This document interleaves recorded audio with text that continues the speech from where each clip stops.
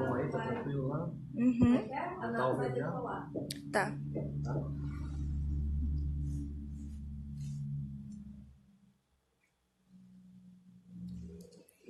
Vai dar pra gravar no celular de cá? Vai. Vai? Vê se apagando as luzes, aquelas luzes ali atrapalham. Se atrapalhar, eu já apago antes. Rodolfo, então eu vou te colocar no banner e apaga essas luzes aqui. Traz no banner, né? Deixa aqui hoje. É só para eu ver se aqui, essas luzes aqui vão atrapalhar. Dá para ficar assim, né? Assim tá muito escuro, né? Clarear aí. Isso. Assim. Aí.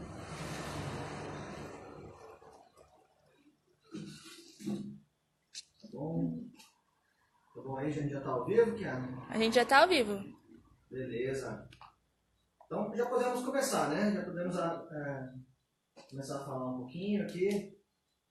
Me apresentar para quem ainda não me conhece. Meu nome é Flávio Gualdi. Eu sou estudante de física, né? Eu faço faculdade de física e eu estudo sobre astronomia e ufologia de forma amadora, mas já tem um bom tempo que eu gosto, que eu pesquiso sobre isso. E hoje eu tô fazendo essas apresentações aqui, trazendo um pouquinho de informação, tá? sobre o que é a ufologia, né? Um pouquinho de informação para a gente entender um pouco dessa ciência, né? Que a ufologia hoje ela não é mais aquela coisa de doidão que era antes, né? Aquela coisa de gente que aquilo ali mexe com disco voador, aquilo ali é pirata. Não, hoje em dia a gente tem uma parte mais científica, né? O estudo científico do fenômeno do OVNI, né? O fenômeno da ufologia. Então aqui, o que eu procuro trazer aqui para vocês não é o aprofundamento no assunto, tá? Mas só uma introdução para que a gente possa entender de uma forma rasa o que é a ufologia, né? E aonde que ela reflete no Brasil e no mundo, né? Inclusive no nosso passado. Então, vamos agora aqui, ó. Eu trouxe essa imagem aqui, foi tirada ali no Morro da Baleia, né, por um senhor de 89 anos. E quando eu vi essa foto, a primeira coisa que eu pensei, ele tirou uma foto de uma foto e saiu um reflexo na frente na foto, né? O reflexo do flash na foto. Só que essa foto foi tirada direto do Morro da Baleia, ela não foi tirada por nenhum tipo de vidro na frente. Então não tinha como ter um reflexo desse. Outra coisa interessante aqui que a gente pode ver, deixa eu aproximar aqui, ó, é que no reflexo, não sei se aqui no slide vai estar muito bom, a gente tem aqui no meio uma esfera bem definida, né? No meio da luz existe uma esfera branca e bem definida. Essa esfera não existiria se fosse um reflexo, né? Se fosse só um reflexo, seria uma luz mais difusa, mais espalhada. Então, aqui a gente vê que realmente esse é um fenômeno que provavelmente foi um OVNI, né? O senhor que tirou essa foto, ele relatou que ele viu duas esferas luminosas voando e quando ele pegou o celular, uma delas já tinha passado e ele conseguiu tirar foto da outra, que estava andando bem mais devagar, né? Então aqui de novo, aqui, ó, a gente vê o quão interessante que é. Ele falou que ela estava entre o morro e ele ali, numa distância de uns 250, 300 metros dele, não estava muito longe, mas a gente já imagina o quão grande ela era, né? A 200 metros ela está emitindo essa luz toda aí. Bom, então vamos à definição de ufologia, né? O que é a ufologia ou ovniologia, como se fala principalmente em Portugal? É o estudo de todas as hipóteses, evidências ou registros visuais dos UFOs, dos OVNIs, né? UFO é a sigla de Unknown Flying Objects, que significa objetos voadores desconhecidos. Para a gente, OVNI é objeto voador não identificado, né? Da onde deriva a própria palavra ovniologia. O primeiro fenômeno registrado no Brasil, eu achei interessante botar esse em primeiro lugar, né, já para a gente ter essa noção de que isso está no mundo inteiro, inclusive aqui no Brasil, né?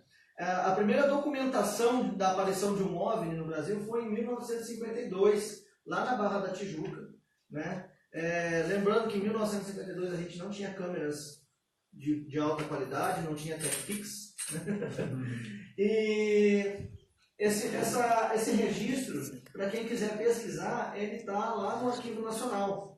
Existem mais de 700 registros de aparições de OVNIs no Arquivo Nacional, né, que podem ser consultados inclusive pela internet. Então quem quiser procurar lá, buscar o Arquivo Nacional, vai conseguir encontrar vários casos, vários registros de OVNIs no Brasil. Esse aqui, em primeiro, não sei se vocês vão conseguir ver direito, isso aqui parece um avião, não parece? Olha só, aqui ó, as asas do avião, aqui ó, está dizendo que fica o piloto, você está vendo o avião voando de frente, certo? Só que isso aqui estava voando de lado. Quando a pessoa registrou, ele estava voando de lado. Foram 9 fotos registradas, eu separei duas, que são as duas melhores, né, que identificam mais. Aqui ele foi confundido com uma aeronave mesmo, né? Mas quando eles viram essa aeronave andando de lado, eles acharam estranho. Esse objeto passou por cima dos espectadores e eles conseguiram tirar essa segunda foto aqui, que a gente vê direitinho um disco em forma de prato, né? Esse é o primeiro registro, não quer dizer que tenha sido o primeiro OVNI do Brasil, tá, gente? Mas o primeiro registro fotográfico de um OVNI aqui no Brasil. O primeiro fenômeno realmente estudado da ufologia, de OVNI, né? Ele foi em 1896, lá nos Estados Unidos, né? Começando pela Califórnia, um objeto semelhante a um dirigível. Para quem não lembra o que é o dirigível, é aquele Zeppelin, né? Aquela tem um balão comprido, assim, compridado grande, e que eles conseguiam levar pelos caminhos, né? Eles conseguiam, por isso que chamava dirigível, era um balão que conseguiam dirigir. Ele era semelhante ao dirigível, só que ele andava mais rápido, ele tinha uma forma não exatamente igual a um dirigível, tinha uma forma estranha a um dirigível, e ele sobrevoou várias cidades nos Estados Unidos, uma coisa que um dirigível não conseguiria fazer com a destreza que ele fez, né? O jornal São Francisco Cal chegou a publicar em novembro de 1896 uma ilustração dessa nave, que infelizmente eu não consegui baixar a foto para mostrar, mas eu coloquei a informação só para a gente poder ter noção de que foi o primeiro registro, né, do fenômeno. Só que depois, na Segunda Guerra Mundial, a gente teve um evento, ó, os aviãozinhos são iguais nessa Segunda Guerra. A gente teve um evento chamado os Foo Fighters, né, que além daquela banda que todo mundo gosta, daquela bandinha de rock, né, o nome Foo Fighters ele surgiu na Segunda Guerra. Os americanos e os britânicos, que eles eram aliados na Segunda Guerra, lutando contra os alemães, né, eles começaram a ter os aviões de guerra dele perseguidos por bolas luminosas, que variavam de cor, mas geralmente entre o branco e o amarelo, o laranjado, e eles falavam até que podia ser uma bola de fogo. Eles achavam que inclusive era uma arma secreta dos alemães, né? Quando eles viram aquelas bolas de fogo perseguindo os caças deles, eles falaram que aquilo era uma arma secreta dos alemães. Só que mal sabiam eles que os alemães também foram perseguidos por essas bolas e começaram a achar que era uma arma secreta dos Estados Unidos. Então, estava todo mundo sendo perseguido, né? O que se indica, como não houve nenhum ataque, essas bolas misteriosas, elas seguiram os aviões, mas não atacaram nenhum avião, entende-se que eles estavam tentando intervir para reduzir os efeitos da guerra, né? Provavelmente estavam tentando evitar uma bomba atômica, uma coisa assim, né? Então essa foi a ideia. Aqui a gente tem algumas fotos, ó. A gente tem as setinhas ali em cima, ó, na sombra do meu dedo ali, ó. A gente tem aqui uma bola atrás de um avião, aqui são 3 aviões e aqui uma bola atrás, ó. Então aqui a gente tem já alguns registros de imagens dos Foo Fighters, né? Que foi um fenômeno que ficou mundialmente conhecido, né? E daí veio o nome da banda. Né? Então pode entrar, pode sentar aqui, tem espaço. Fica à vontade aí, gente. Tem coffee break ali, fica à vontade. Casa nossa. Isso aí. Pode então, fazer perguntas também. Quem quiser fazer perguntas, se tiver alguma pergunta, a gente pode perguntar. Esse caso aí é aquele caso do OVNI que foi abatido no deserto, nos Estados Unidos na Segunda Guerra Mundial? Não. Ou é depois? Não, esse é outro. Tá. Esse eu nem trouxe para cá porque ele não foi tão famoso. O marco inicial da ufologia. O que é o marco inicial da ufologia? É quando realmente começaram a estudar os fenômenos que aconteciam. Não é que antes de 1947 não existiam OVNIs, como a gente viu aí na própria Segunda Guerra Mundial e também em casos muito anteriores que a gente vai ver pela frente, eles já existiam. Mas a designação de discos voadores, o termo UFO, né, ou OVNI, ele surgiu, né, por Edward Ruppelt para objetos voadores não identificados lá em 1947. Então não é tão antiga assim, né? Não é uma ciência tão antiga. Por exemplo, a física, a matemática é estudada desde os primórdios da humanidade. A ufologia não. A ufologia começou a ser estudada como ciência em 1947. Ela começou mesmo no caso Kenneth Arnold, né, que foi um piloto americano que ele estava buscando um avião da Força Aérea Americana que tinha caído na região das Montanhas Cascade.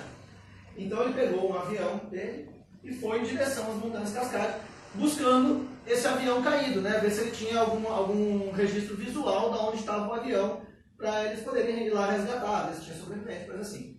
Só que nessa que ele estava indo para as montanhas, ele viu do lado dele um clarão seguido de luzes brilhantes à sua esquerda. A primeira coisa que ele pensou era algum reflexo no vidro, né? Aí o que ele fez? Ele pegou e começou a mudar a rota do avião. Ele estava andando aqui, ele mudou para cá, ele mudou para cá, ele mudou para cima, foi um pouco para cima, foi um pouco para baixo, para ver se saía o reflexo do vidro. E não saía, ele continuava vendo aquelas coisas no mesmo local, né? Aí ele estranhou e abriu o vidro da janela dele.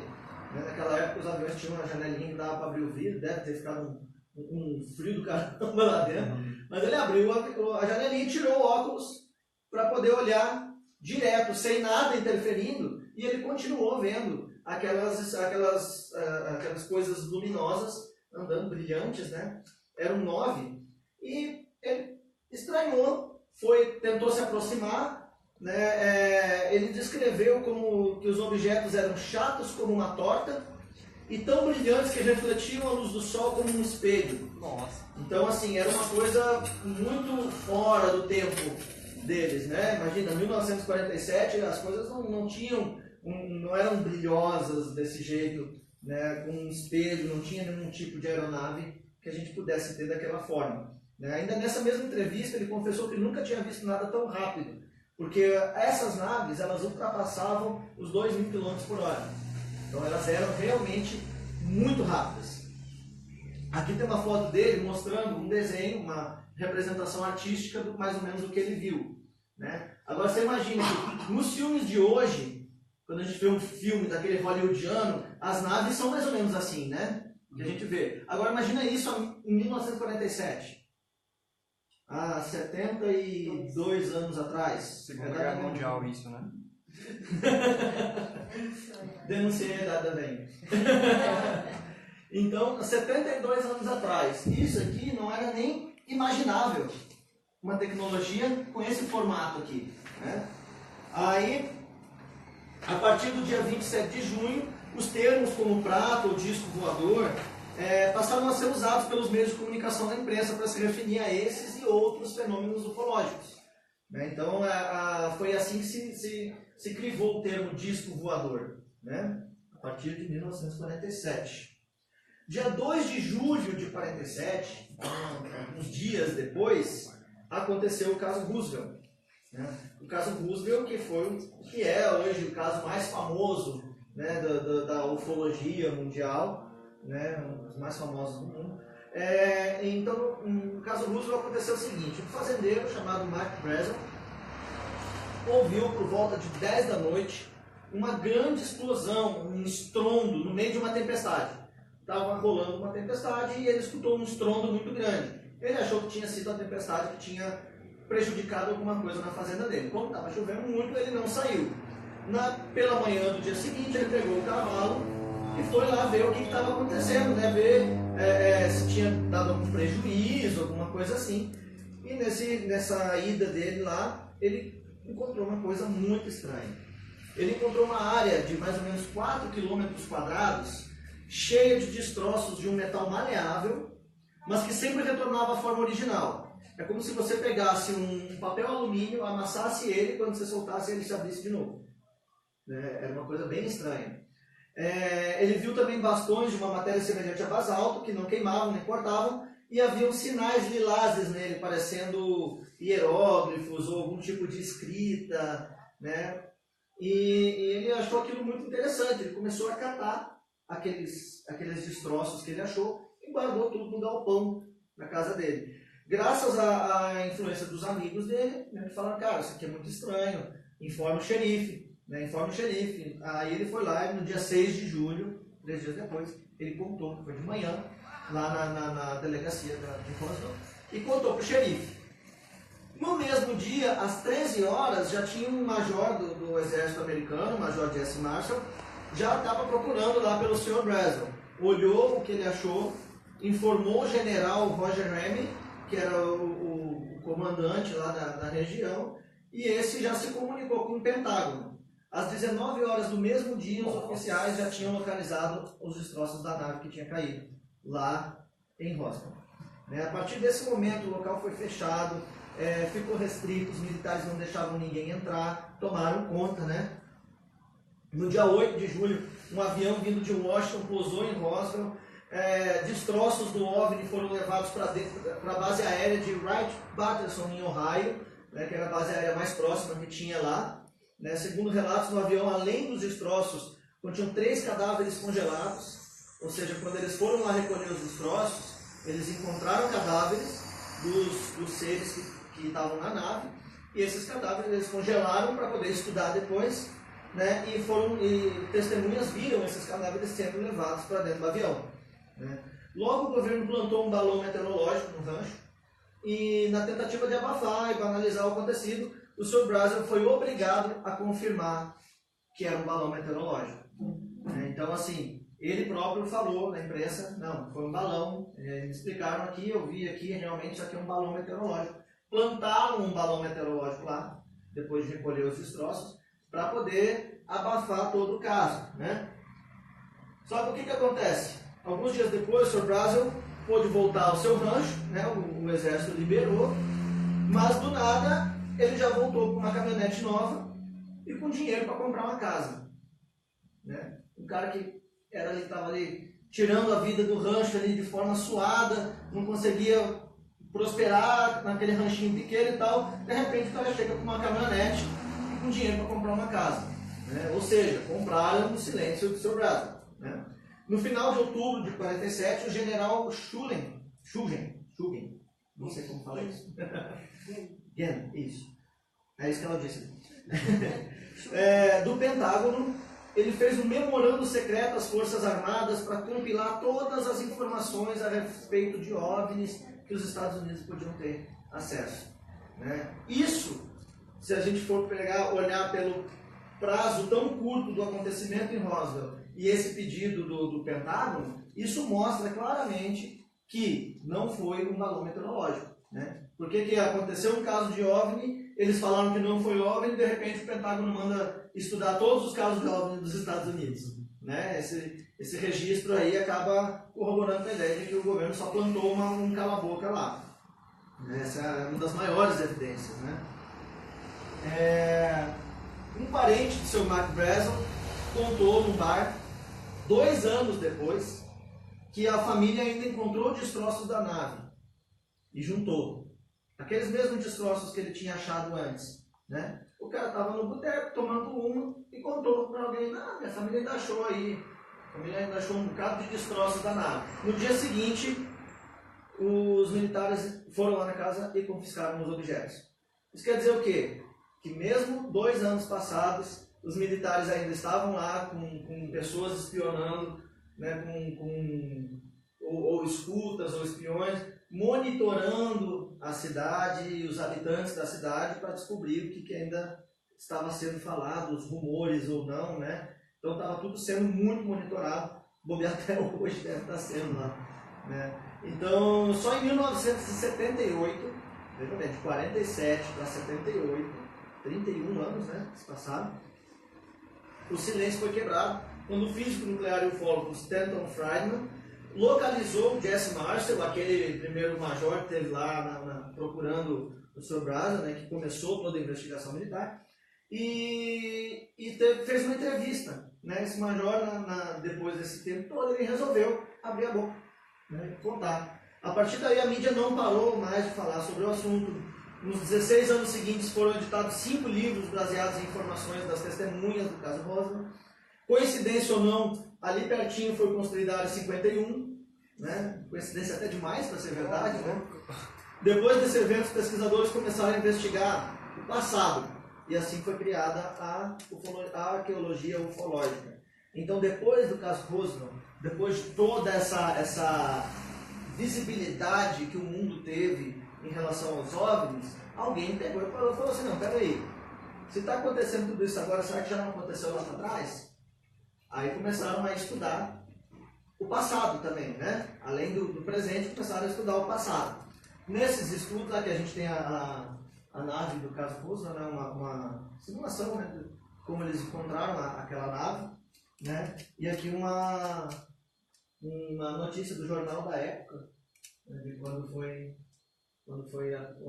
aconteceu o incidente lá. Né? Aqui a gente vê os pedaços do metal, que é semelhante ao papel alumínio, mas não... Isso é na casa dele? É. Esse dali é o major, né? Eu acho que é. Deve ser o major que decidiu abrir a boca dele. Esse aqui, né? Eu acho que é ele mesmo. E esse aqui é o material, semelhante ao papel alumínio, só que quando você amassava, ele voltava ao normal. Né? Bem estranho. Bom, então, quando começaram a estudar o passado, né, descobriram muitas coincidências, muitos casos que levavam a acreditar que os OVNIs já andavam por aqui mesmo antes da gente ser a gente. Né? Nessa, descobriram os sumérios, que moravam lá na Mesopotâmia, né, e as tábuas de barro. A gente passou aqui mais cedo, não sei se vocês já estavam aqui, a gente passou mais cedo o vídeo sobre os Anunnakis, né? Os sumérios, eles foram considerados são considerados hoje a civilização mais antiga que existe, tem registro, né? Datando de 3.500 a 6.000 anos antes de Cristo. É uma galera bem antiga. São conhecidos como os pais da escrita cuneiforme, né, que é aquela escrita semelhante aos hieróglifos, né, e dizem alguns também da astronomia. Essa parte ainda não foi confirmada, mas como a gente viu no vídeo lá, eles já tinham conhecimento das órbitas dos planetas, inclusive de Plutão, então eles eram bem avançados nesse sentido. Eles habitavam o sul da Mesopotâmia, entre os rios Tigre e Eufrates. Era uma região muito rica, muito fértil, e essa região também é biblicamente conhecida como a Terra Prometida, né? Que até hoje está dando para dedê danado naquela região lá por causa disso. Né? Era uma civilização muito avançada, eles possuíam informações que a gente só foi redescobrir depois com o avanço de altas tecnologias, né? Como foi a informação lá do ouro monoatômico, né, que tem propriedades antigravitacionais, foi descoberto agora, mas eles já tinham registro de ouro monoatômico naquela época.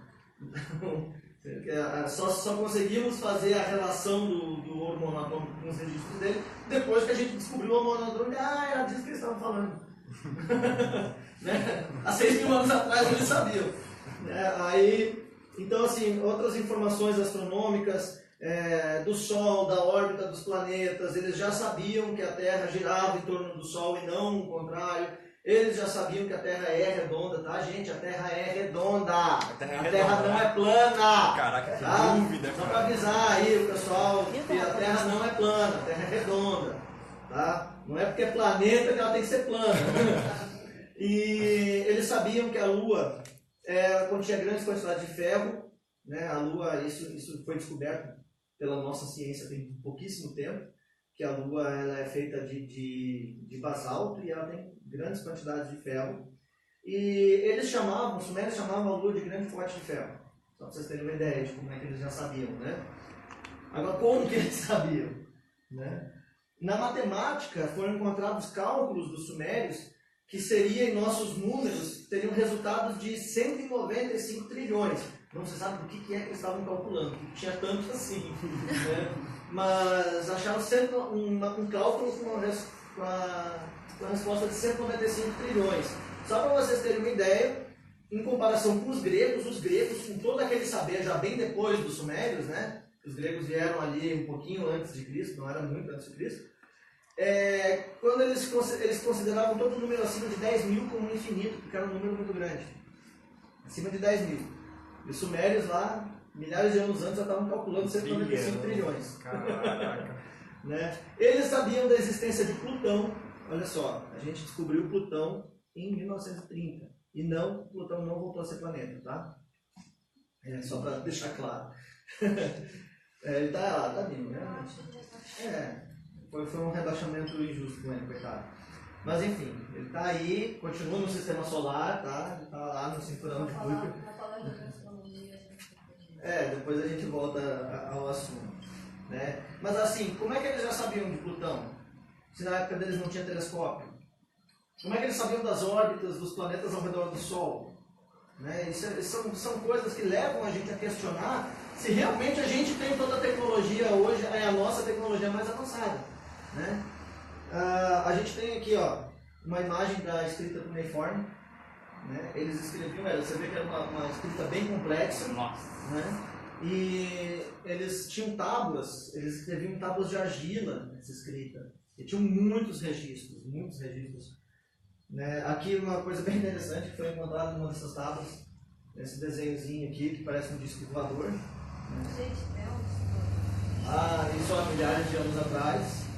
Aqui, se você olhar bem aqui, isso aqui parece um aviãozinho de lado também. Né? Então a gente tem vários desenhos desses assim ao longo do período deles. Né? Alguns especialistas e ufólogos afirmam que todo esse conhecimento veio sim da intervenção de alienígenas. Então a humanidade não tinha capacidade de chegar a esses conhecimentos sozinha. Tinha que ter alguém que chegasse lá e falasse, olha, isso aqui é assim. Né? A Lua tem ferro. A gente tem um sistema solar que tem Plutão.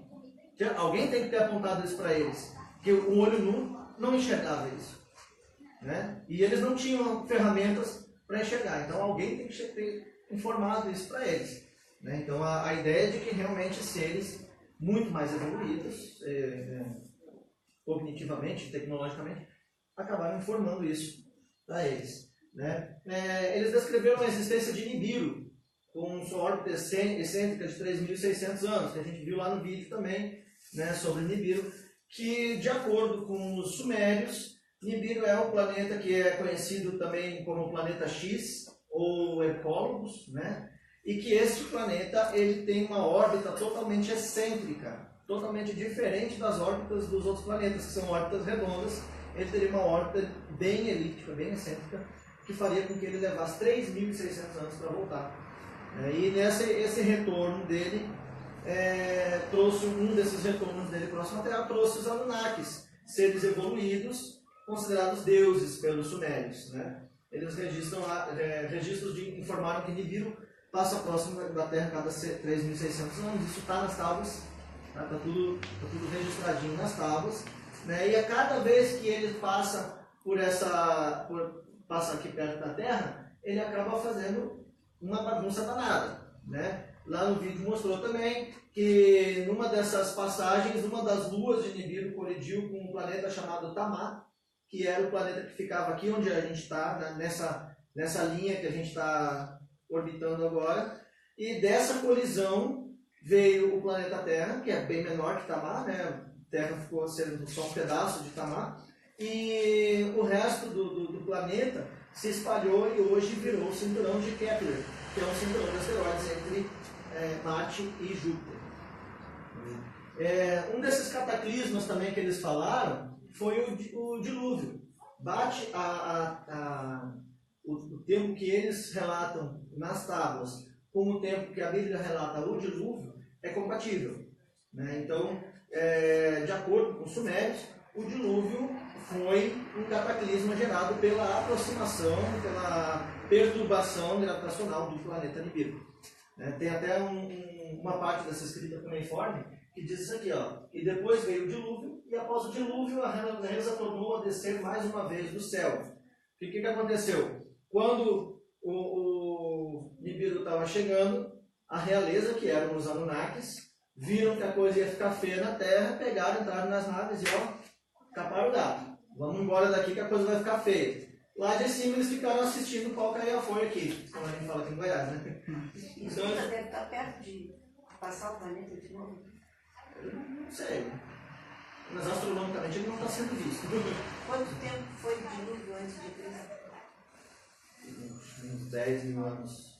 Então já passou de novo. Várias vezes. Aí o que acontece? Oi? Tem que fazer as contas. Por isso que estão dizendo que ele está retornando, que talvez ele esteja próximo. Mas como a gente viu lá no documentário do Você Sabia, a Terra dá uns sinais quando... A Terra começa a dar sinais. Ela começa a roncar, a gente começa a sentir um desconforto. Eu acho que ele está gravitacional, né?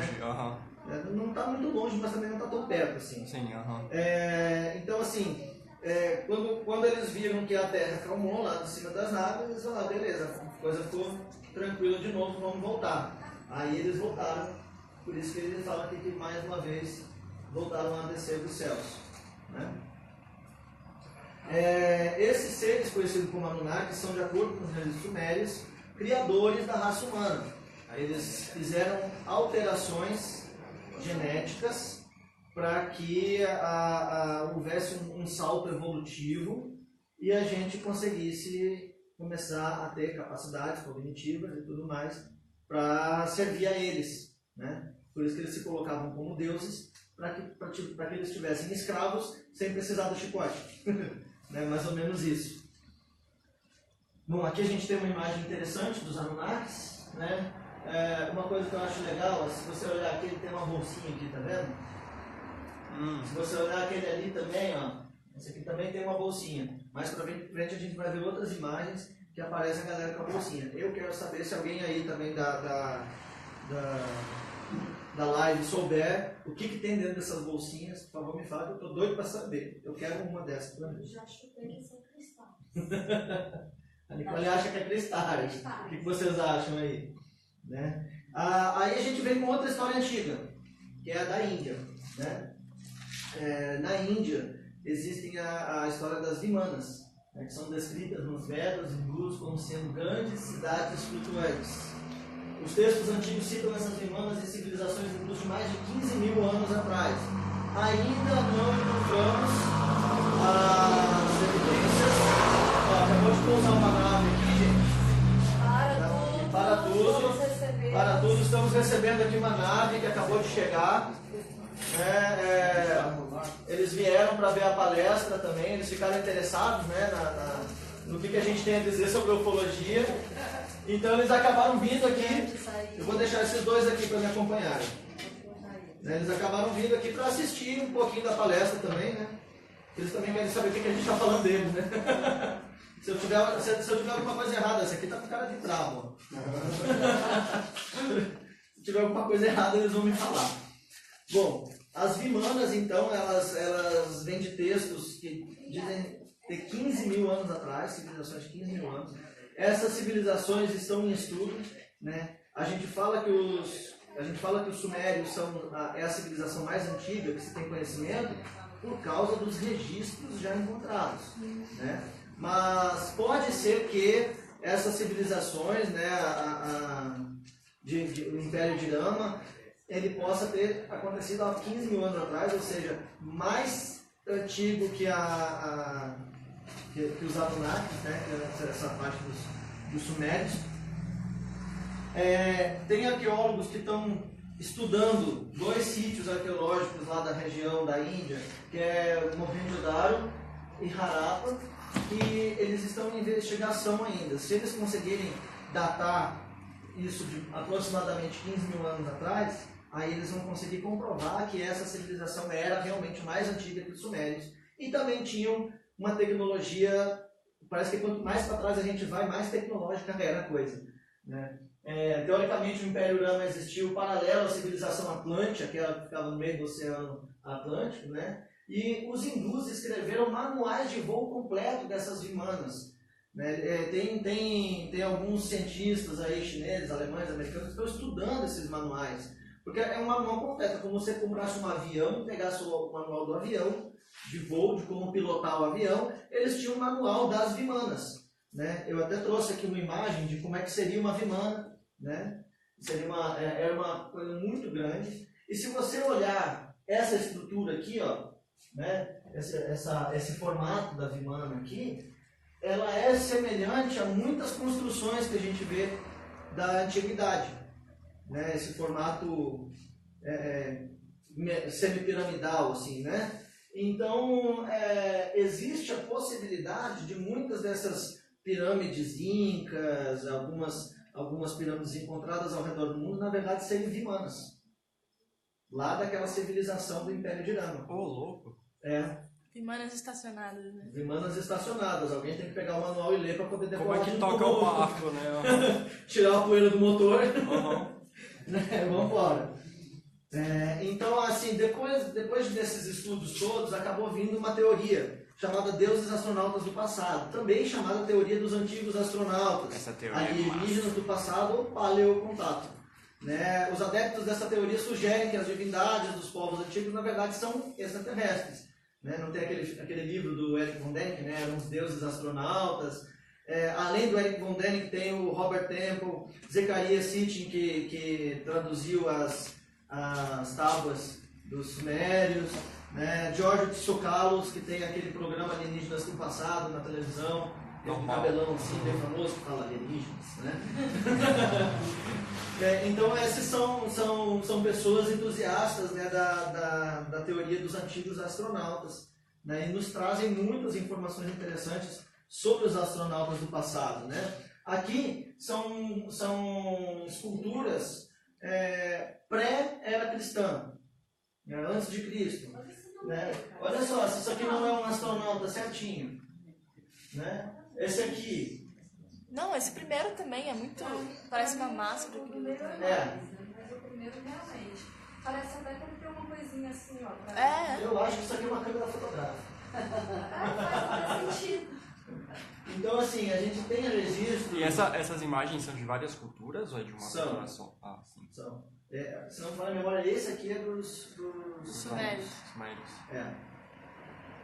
Aqui, mais uma imagem, né? Aqui já aqueles deuses... Isso é Egito, né? Esse aqui já é Egito. A bolsinha aqui. Aham, bolsinha. Eu quero saber, gente, pelo amor de Deus, se alguém souber o que tem nessa bolsinha, me fala. Contem suas teorias, pessoal. Comentem aí na live. Comente na live aí se você souber, se você acha que tem alguma coisa aí, fala aí na live que eu vou falar aqui. Tô achando o pessoal do Instagram de manhã mais animado do que eu já. Pois é, o pessoal do Instagram de manhã estava mandando bastante perguntas, hein? Cadê vocês aí? Então vamos lá, essa aqui é uma arte rupestre, né? Datada de mais ou menos 8 a 10 mil anos atrás, talvez até um pouco mais, até 15 mil anos. Né? Por que essa galera está de capacete? O que o cara está fazendo de capacete há 10 mil anos atrás, gente? E esse ferro de passar na mão? Oi? Esse ferro de passar na mão? Pois é, que Não, é pra mim isso? são os quadros, aqueles negócios de geometria. Não é uma Esquadro. Mas não é o Penso que pode ser um cabide também. Tá parecendo, esse aqui está parecendo aquelas coisas que a gente passa na parede para deixar o cimento retinho. Sim. Né? Ferramentas que foram criadas muito depois da galera que pintou isso aqui, né? Então, assim, essas artes rupestres, elas trazem também pra gente muita informação de que tinha alguém tecnologicamente avançado intervindo no meio, intervindo na cultura, né? Outra coisa interessante, esse assunto aqui é legal, os agroglifos. Tem muita gente que desconfia dos agroglifos. Né? Fala, não, isso aí alguém foi lá e fez. Não é bem assim. Existem agroglifos feitos por pessoas para trazer mídia, para trazer fama, por algum motivo, mas existem agroglifos que são realmente impossíveis de serem reproduzidos por seres humanos. E a gente vai ver isso por quê? Eles surgem em plantações, sem ruído, da noite para o dia, né? Não tem ruído nenhum, não tem nada que possa fazer assim, não, eu ouvi isso aí sendo feito. Não, ele aparece do nada. Né? Os primeiros relatos datam de 1647 no sul da Inglaterra, por isso que também são conhecidos como círculos ingleses.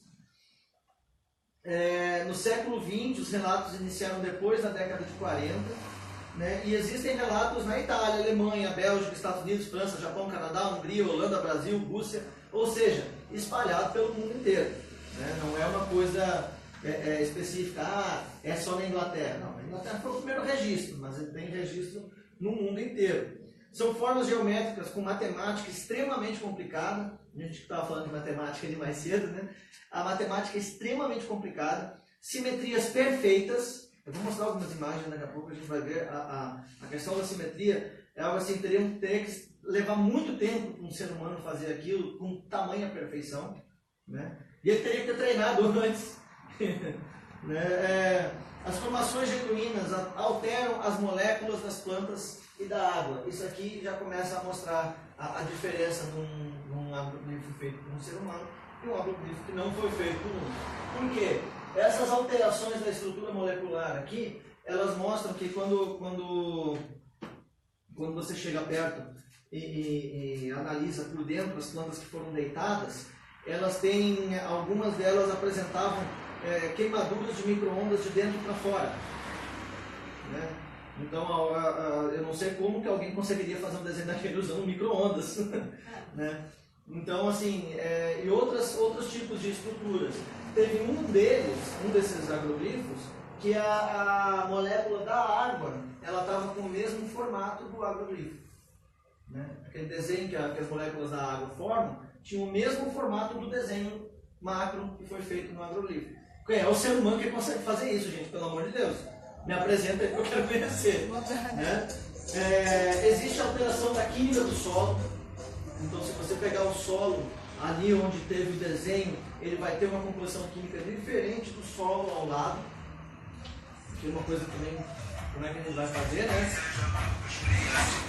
Algumas sementes se tornam mais férteis.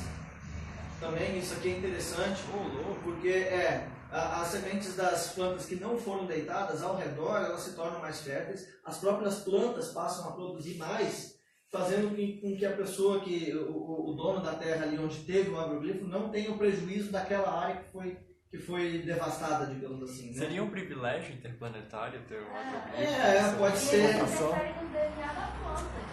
Exatamente. Essas características podem variar entre si. Isso quer dizer que não necessariamente todos têm as mesmas características. Elas variam entre os próprios círculos. Mas isso pode fazer mal, Flávio? Oi? Mas essas plantas podem fazer Tipo, mal? a gente comeu o trigo de uma planta de agroglifo. Olha, até agora não teve nenhuma informação a respeito. Né? Ninguém passou mal por causa de um pão feito do trigo do agroglifo lá. As plantações costumam crescer e produzir mais quando tem agroglifo excluindo prejuízo. Né? Então, costumam ser feitos em plantações de milho, trigo, cevada, canola, soja. Né? Pergunta do Instagram aqui, ó. O pessoal está perguntando se os agroglifos são mapas. Mapas? Isso. Não sabemos. Na verdade, o que acontece? Eles têm figuras geométricas, têm agroglifos que trazem realmente uma mensagem. Eu vou mostrar para vocês aqui daqui a pouquinho. Mas nunca foi descoberto que fosse algum tipo de mapa, né? Nunca foi relacionado a nenhum mapa estelar, nem nada assim. Então, realmente, se for algum mapa, eles estão complicando um pouco, a gente não está conseguindo entender. Pode ser uma forma de comunicação de várias maneiras, né? Você falou de mensagem. Alguns podem ser apenas registro, para a gente ver que realmente ou então é que nem aquele pessoal que pega e escreve na parede, fulano teve aqui, eles fazem um agroglifo. Eu pensei nisso. Só de sacanagem, né? Eu estive aqui. Fulano esteve aqui. Mas a brincadeira... Mais engraçado foi a risada dele. Passei por aqui. Assinar PT. Mas assim, brincadeiras à parte, os agroglifos eles trazem muitas informações que a gente não consegue entender. Por exemplo, informações de frequências, essas alterações na química do solo, essas alterações nas moléculas das plantas e da água, elas podem carregar informações que a gente não está conseguindo traduzir ainda. Então pode ser algum tipo de mensagem que está sendo enviada, né? E essa mensagem não está conseguindo ser traduzida. Né? Eles podem estar tentando se manifestar, eu mandei uma mensagem em infravermelho, eles não leram a mensagem. Eu mandei um meteorito cheio de informação, eles não pegaram para ler. Então vamos desenhar na plantação dos caras. Entendeu? É mais ou menos o isso. DNA da soja deles. Pega o DNA dessa parada toda. Mas faz Se sentido alguém vai também conseguir ser uma entender. zoeira isso aí. Oi? Mas faz sentido também ser uma zoeira. Faz sentido pegar também ser lá. uma zoeira, né? Vai saber. É, porque são desenhos muito aleatórios também. Mas é uma Vários perfeição, tipos. cara, é uma perfeição. Sim, é uma incrível. perfeição. Aqui é uma informação legal também. Em alguns agroglifos, não todos, a gente tem informações de anomalias magnéticas, ou seja, as bússolas ficam doidas dentro do agroglifo, elas perdem o sentido do norte, e eletromagnéticas. Isso aqui, o Gevaer, que é o editor da revista UFO, eu vi essa semana uma live dele, que ele estava falando sobre isso. Acho que foi uma nave que passou lá fora. Certeza. Ele foi investigar um agroglifo em Prudentópolis, no estado do Paraná. Né? E ele chegou na fazenda lá, não tinha sinal de celular. Mas quando ele entrava no desenho, o celular pegava sinal. Então, ele pegava sinal do tipo, ele mandou, ele recebeu o WhatsApp e tal, ele saía do desenho, perdia sinal. Ele entrava no desenho, pegava sinal. Esse é de Wi-Fi, né? Deve ser um Wi-Fi extraterrestre. Então, assim, isso mostra, na verdade, agora voltando um pouco para a seriedade da coisa, isso mostra que esses desenhos, eles são carregados de informações que a gente ainda não está conseguindo ler, mas que tem informações. Não é uma coisa só aleatória, entendeu? Os desenhos podem até ser aleatórios, a gente pode não estar entendendo a lógica desses desenhos, mas eles são sim carregados de informações que a gente ainda não está conseguindo, talvez por falta de tecnologia, por falta de uma sensibilidade, uma percepção melhor da coisa, uma amplitude maior, a gente pode não estar conseguindo perceber essas informações, mas que eles têm, eles têm. No Brasil existem relatos desde 2008, com padrões de complexidade semelhantes aos europeus, né? O último registro de agroglifo no Brasil foi no município de Prudentópolis, no estado do Paraná, esse que eu estava falando para vocês, numa lavoura de trigo. Obviamente que várias pessoas já tentaram refazer esses desenhos. Já teve até na televisão o pessoal com uma tabuinha, uma cordinha, fazendo assim, e fazendo assim, e fazendo assim. Aí o cara vai fazer um desenho de 250 metros em uma noite. Desse jeito. Né? E ele vai conseguir, com uma tabuinha e uma cordinha, alterar a genética da planta, alterar a química do solo. Né? Então, assim, existem muitos crop circles que foram feitos por pessoas, seja para desinformação, seja para tentar atrair mídia para si, entendeu? Gente querendo aparecer e tal, mas também existem os agroglifos que não passam pela produção humana para acontecer. Né? Eu até vou mostrar depois aqui, a gente pode mostrar depois no final da palestra, né? Um videozinho de um inglês que ele pegou e falou assim, cara, essa galera está desenhando na minha plantação, eu vou pegar quem é. No ano de 2000 isso. Ele foi lá e instalou uma câmera de segurança, vigiando a plantação dele. O que a gente vê lá não é pessoa. O que a gente vê lá não é humano. Não tem como ser humano. Né? Existe um vídeo de OVNIs fazendo agroglifo. São bolas luminosas que vão passando por cima e o desenho vai aparecendo embaixo. Esse vídeo ele foi avaliado pelo Dr. Jim Diletoso, que é do JPL, o Laboratório de Propulsão a Jato da NASA. Esse cara aqui, ele investigou o vídeo e autenticou. Ele falou que o vídeo não tinha manipulação. Isso foi lá em 2000, ano de 2000, há 19 anos atrás. Ele verificou o vídeo e viu que não tinha manipulação no vídeo. O vídeo era legítimo de OVNIs desenhando agroglifos. De uma forma assim, eles iam passando e o desenho ia acontecendo aqui embaixo. Eu vou mostrar depois o vídeo para vocês. Aqui um desenho de um agroglifo. É muito bonito, gente. A gente está falando, quando a gente vê, a gente fala, não dá para ser. Lembrando que aqui a gente está olhando de cima, né? Se você for parar para pensar que o tamanho disso aqui... É bem grande, né? É bem grande. Essas duas linhas aqui, é por onde passam as rodas do trator. Tá? Daqui a gente já consegue ter uma noção. Tem caso no Brasil de agroglifos? Tem. O último foi agora em 2018. É o último confirmado. Né? Já tiveram agroglifos em 2019, mas ainda não foram confirmados cientificamente. Mas teve, inclusive, um deles, um dos que eu vou mostrar. Olha aqui a perfeição disso aqui. Eu acho esse muito bonito. Eu acho lindo esse desenho. Eu E gostaria muito de essa, saber o que essa é. parte branca, as plantas estão deitadas, você vê isso? É, Né? as plantas estão deitadas. Exatamente. Não dá Né? para fazer de um dia para o outro. Não dá para fazer de um dia para o outro. Né? Esse aqui é o de Prudentópolis. É o brasileiro. É o brasileiro. Olha aqui o tamanho das pessoas aqui, ó. O que isso significa, velho? Né? Aqui dentro é onde estava pegando sinal de celular. Lá no meinho, Lá no isso meinho. significa Wi-Fi aqui.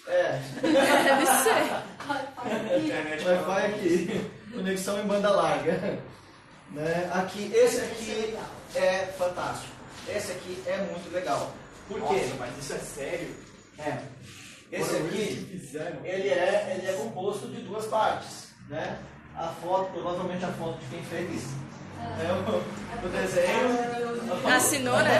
O cara Assinou. o cara realmente ele queria mostrar quem fez. Ele deixou uma fotinho dele. E isso aqui. Esse disco aqui, Parece uma digital. se você olhar bem, ele tem tipo um código Morse, não tem? E os cientistas começaram a estudar por que ele estava com esse desenho? Ele é uma espiral que começa daqui e vem crescendo em espiral, como se fosse a gravação de um disco. Né? E descobriram, né, um cientista um finlandês chamado Mia Pitkonen, ele descobriu que aquilo era uma mensagem em código binário de ASCII de computador, aquele código dos computadores antigos, e essa mensagem dizia isso aqui: cuidado com os portadores de presentes falsos e suas promessas quebradas. Muita dor, mas ainda tempo. Eliuv, isso aqui provavelmente deu alguma falha na tradução, na interpretação do código binário. Ao bem lá fora. Nós nos opomos ao engano, canal fechando. O canal fechando, praticamente um câmbio desligo, né? Vamos lá, cuidado com os portadores de presentes falsos e suas promessas quebradas. Muita dor, mas ainda tempo. Eliuv, ao bem lá fora. Nós nos opomos ao engano, canal fechando. Se você prestar atenção, o código ASCII, ele diferencia letras maiúsculas de minúsculas. Então, essas palavras que estão em maiúsculas aqui, elas realmente foram colocadas em maiúsculo na mensagem. Né? Então, traduzindo essa mensagem aqui, é isso que a gente leu. Tá? Olha aqui o tamanho do desenho. Olha o tamanho da estrutura toda aqui. Né? E olha o tamanho do desenho. É muito grande, muito complexo. Muito complexo. Quem é que conseguiria fazer isso aqui em uma noite? E de noite. De noite. Né? Quem é que conseguiria fazer o registro de uma informação dessa aqui em código binário numa noite? Só isso aqui já ia ser difícil de fazer. Nossa. Né? Ainda botar Cada a foto do pontinho. cidadão ali. Né? Então, assim, eu acho fantástico esse desenho. Eu acho muito legal. Uma coisa, né? A mensagem dele foi uma mensagem muito positiva. É. A galera fala ali que os ETs não são, alguns não são empáticos, não são legais, primitivos. Eu acho que ele quis dizer, olha, tome cuidado, né? Existem falsos de nós, existem, como nós seres humanos, existem falsos deles mesmos. Cuidado com os presentes falsos, com as pessoas de nós falsas, né? Promessas quebradas. Tipo hoje, prometem também.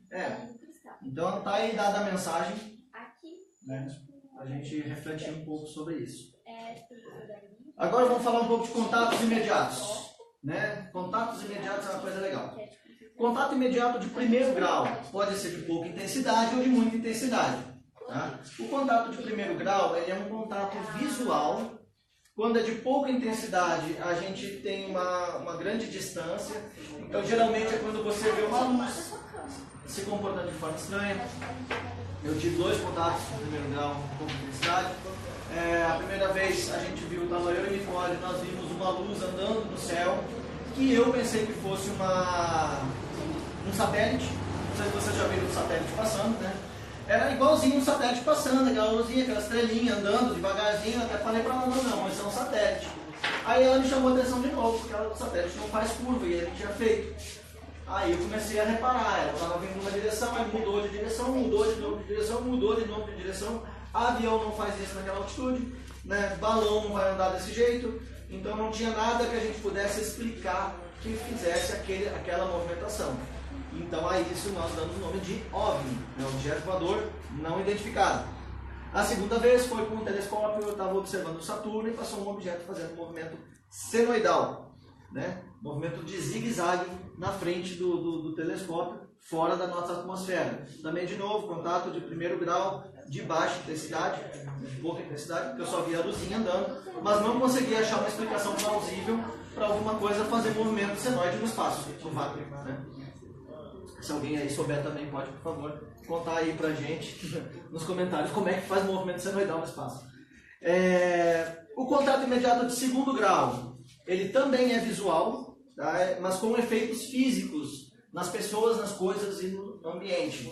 Então, por exemplo, a pessoa entrou em estado de choque, a pessoa teve uma convulsão, a pessoa teve náuseas, vomitou, se sentiu mal, teve paralisia temporária, não conseguiu se mexer. São situações onde a pessoa tem reações físicas, né? Esse é um contato de segundo grau. O celular começou a falhar, a tela do celular, né? O carro começou a falhar, a gente já teve relato aqui em Alto Paraíso, que o carro, a bola de luz começou a seguir o carro e o carro não obedecia nem o pedal de freio, nem o acelerador.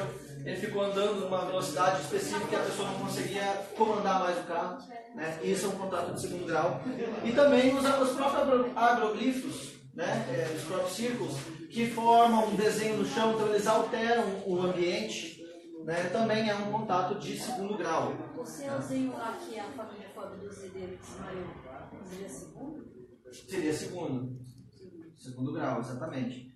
Então esse seria o contato de segundo grau. O contato de terceiro grau, ele é um contato visual com uma entidade biológica, né? Quando a gente vê o camarada, né, que foi o caso das meninas lá de Varginha, a gente vai falar mais pra frente nesse caso, nesse sentido é um contato imediato de terceiro grau. Houve uma observação, né, tanto ele observando a gente, você tá com cara mal encarado, hein, bicho? Porra. Tanto ele observando a gente quanto a gente observando eles, isso é um contato de terceiro grau, tá? Mas não existe comunicação entre os entes, né? Eu não falo nada para ele não fala nada para mim, a gente trocou um olhar ali, se olhou, meio esquisito, é contato de terceiro grau. Se você deu um tchauzinho para ele e ele respondeu, aí é contato de quarto grau, tá? Contato imediato de quarto grau, comunicação com o ser alienígena. Pode ser falada, gesticulada ou mesmo telepática. Já houve muitos casos de pessoas que deram relatos de que deram de frente com um ser alienígena e ele mandou mensagens telepaticamente, né? Ou mesmo um ser que tentou falar alguma coisa, né? Ou gesticulou alguma coisa, isso tendo havido a comunicação é um contato de quarto grau. Então, eu sempre recomendo, se você vê um ET, dá um tchauzinho para ele para aumentar o grau de contato, né? Senão fica só de terceiro grau, dá um tchauzinho que vira quarto. Entendeu? Né? O contato de quinto grau é a abdução, né? Apesar da gente estar na loja Abduzidos aqui, a gente fazer toda essa brincadeira de abdução, a abdução para ufologia não é legal, tá? Porque a abdução é o ser humano levado à força. A abdução é um sequestro, né? É o ET sequestrando o ser humano. Isso é uma abdução, né? Nesse caso, então, uma abdução não é legal. Para brincadeira, é show de bola. De verdade, não. Né? Aqui ainda existem alguns ufólogos que aumentam os graus, falando em quinto, sexto e sétimo graus. O sexto grau seria uma abdução onde a pessoa volta com marcas físicas, né, com roxões, com escoriações, com marcas de agulhada, por alguma experiência que ela sofreu e tal. E o sexto e o sétimo grau, que seria a questão do abuso sexual que a pessoa sofra numa abdução, né? Uma relação sexual forçada, ela viria a ser um caso de sétimo grau, né? Eu considero tudo quinto grau, porque sequestrou já era, né? A pessoa já está sendo surrupiada ali do meio dela, né? então já é uma coisa mais grave. O termo, então, abdução, de acordo com o dicionário. O dicionário nosso nos fala que a abdução é rapto por fraude, violência ou sedução. Né? Isso pode ser uma abdução de acordo com o dicionário.